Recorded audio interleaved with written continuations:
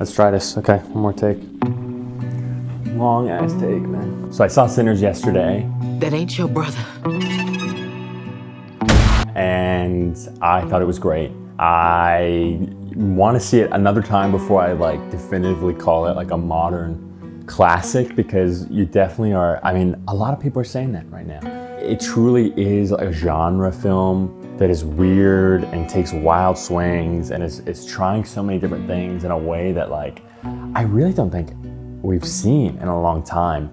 There's so much, it has so many ideas, and like I said, it's taking really wild swings in a lot of different places. So this video won't necessarily get bogged down in talking about everything that is going on in Sinners, but there is one idea or one kind of connection or thread through some of Ryan Coogler's works that I haven't really seen other people mention or talk about. Specifically, for whatever reason, I keep thinking of Killmonger.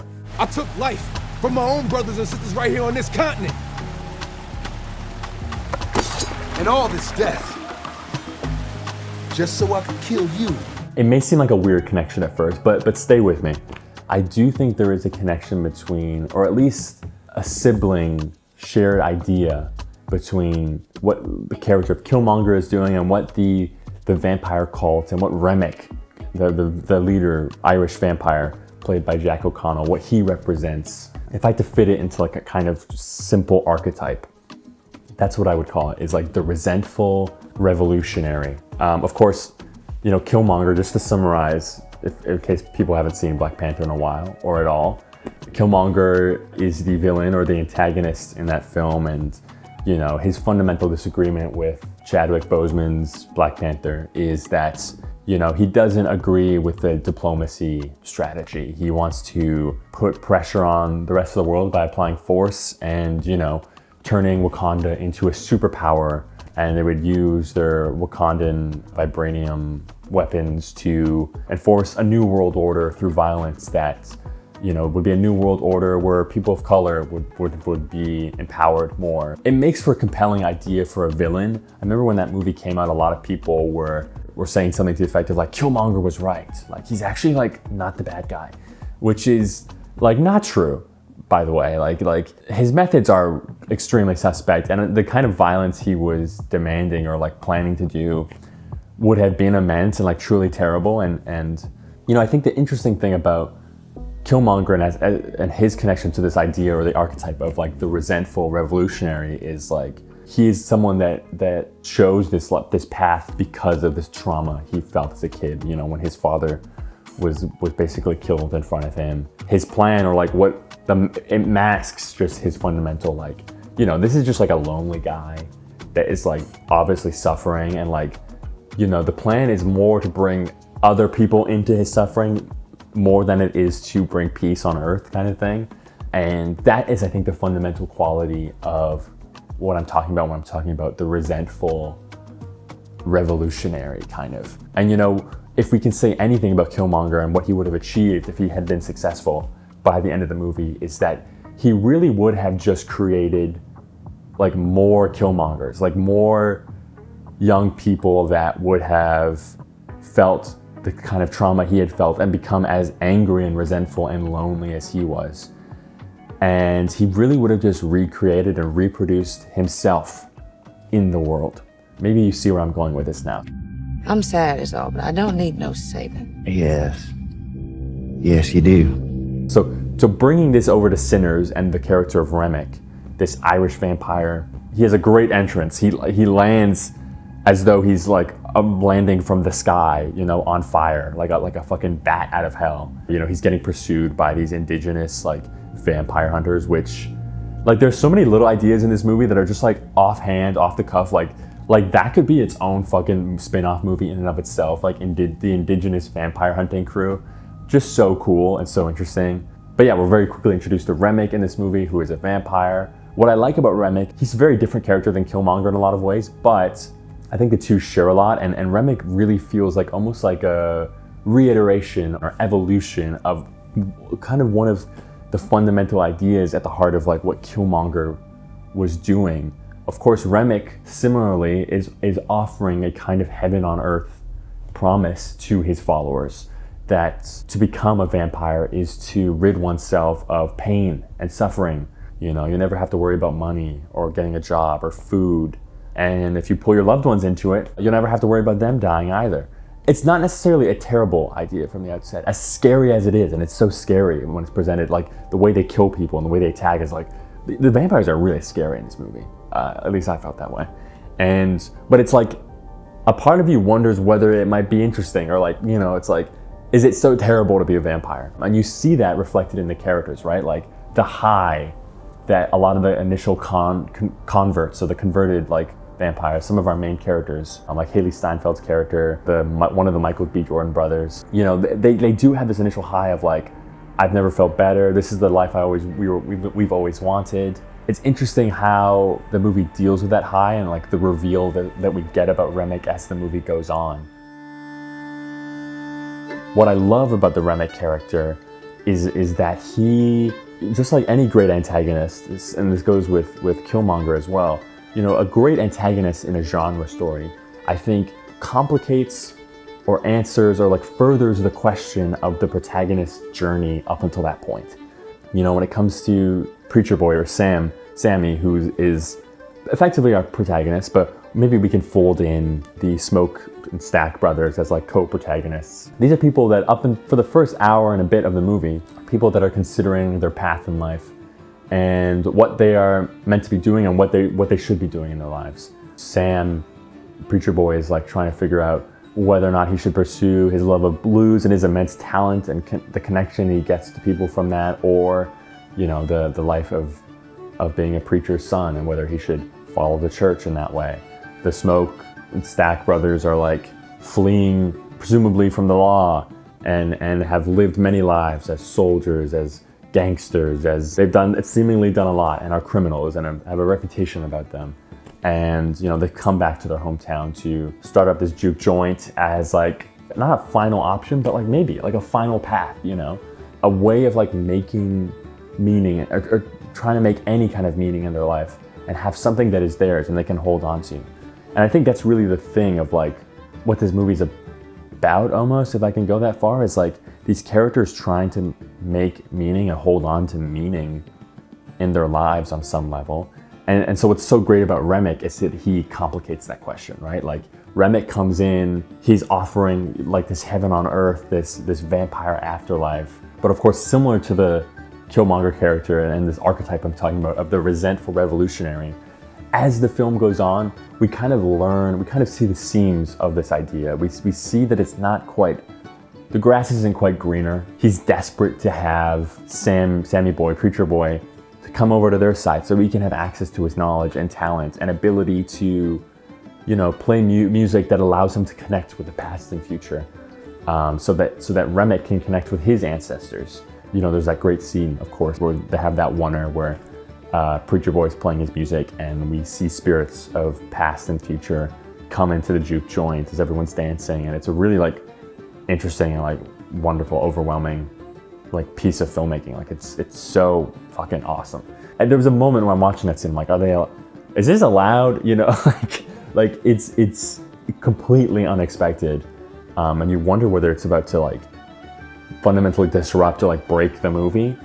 But I don't think it does. I think it really folds in an interesting idea to the movie, which is this idea of like, no, like Sammy Boy's talent as a blues player almost literally connects him to the past and future, and that like music and genre are vehicles to connecting us in culture, and that, you know, blues music, very similarly to the Irish tunes that Remmick has his cult playing outside the juke joint later in the movie, that both these genres of music actually emerge from cultures of like people, of oppressed people, of subjugated people, people that are, you know, whether you're living in the Jim Crow South and the same with Remmick's character, presumably, you know, we know he's much older than we are led on in the story. You know, he's from Ireland, probably from a time when the Irish were heavily under the subjugation and the like tyrannical rule of the British.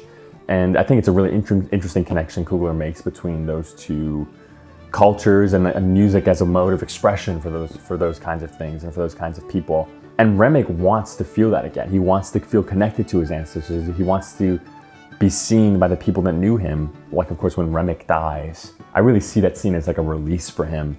And he more than implies to Preacher Boy when he's about to kill him in that final fight in the water, that he's been subjugated to this life, kind of. And I've seen some say how the music, that the Irish folk songs that Remmick plays is somehow meant to be less engaging or interesting than the blues Sammy is able to play. And while that is true in the film, the Irish folk songs are almost laughable, but I don't necessarily think the point there is that the folk songs are lesser, but rather that this vampire, almost narcissistic death cult that Remmick is building requires fresh blood to constantly reinvigorate them and give back that connection to life and the afterlife that these people no longer have. And so that's why I think it's apt to describe what Remmick is doing as building not quite a cult of personality maybe, but a cult of narcissism.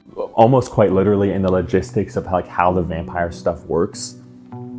You know, Remmick gets emotional and like knowledge access to all the people that he's infected, kind of, and they have a one-way street in terms of accessing his memories. But it's not necessarily clear to me, and maybe I misunderstood this, but from my understanding, like as a group between themselves, like the vampires don't necessarily have access to each other's memories. And that like Remmick's powers seem to be more advanced.